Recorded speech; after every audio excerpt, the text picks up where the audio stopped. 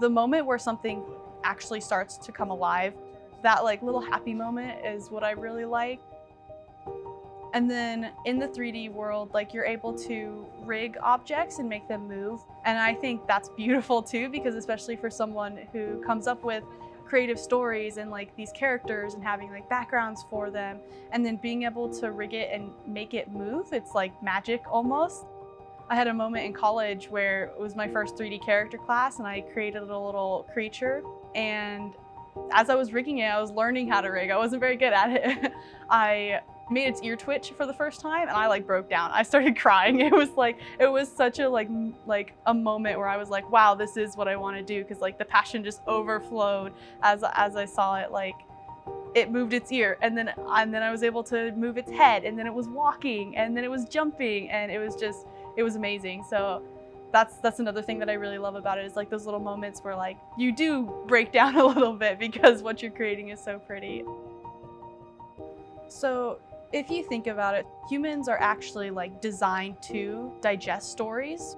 We've been telling them since cavemen were drawing on walls and all this stuff. And so we are wired to connect with stories more than we are with facts. And so having a story and being able to create it is like super important. And if you're a creative, you come up with these ideas. People have original characters, they do world building. And I think being able to share that with the world is amazing. And I think you really have to have a creative spirit, and you want to be able to make things for others to enjoy. I think there's kind of like a giving spirit to a creative who works in the game industry, because you're making something that other people are going to play and you want them to like it. You want the mechanics to be balanced. You want it to be fun.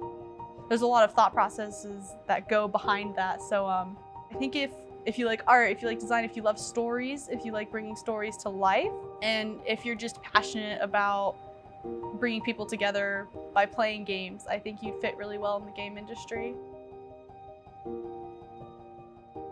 So I've been here at Pipeworks for 7 months.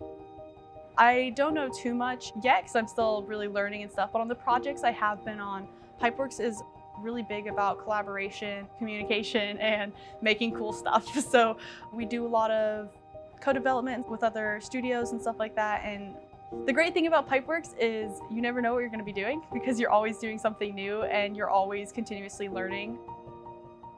I always have imposter syndrome. It never goes away because the industry is constantly changing. There's new tools to learn, there's new pathways, there's new pipelines, there's constantly new stuff being created that you have to learn how to do.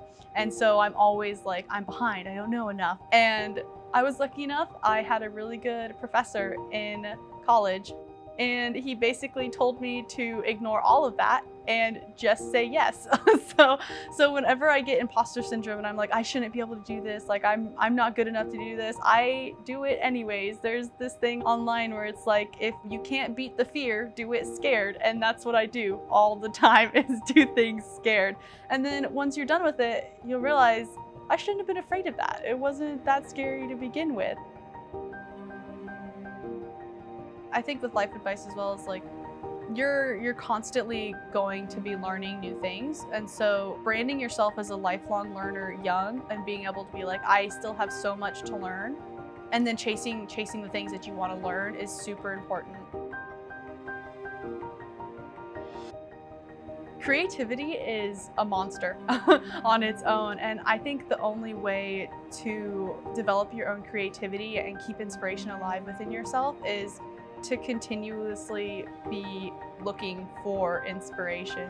So I really like to go hiking, or I'll play other games to try and like relax, or I'll watch movies. And then a lot of times just looking at other people's art as well and being like, wow, I really am interested in how they created this, or I really like the colors they used here.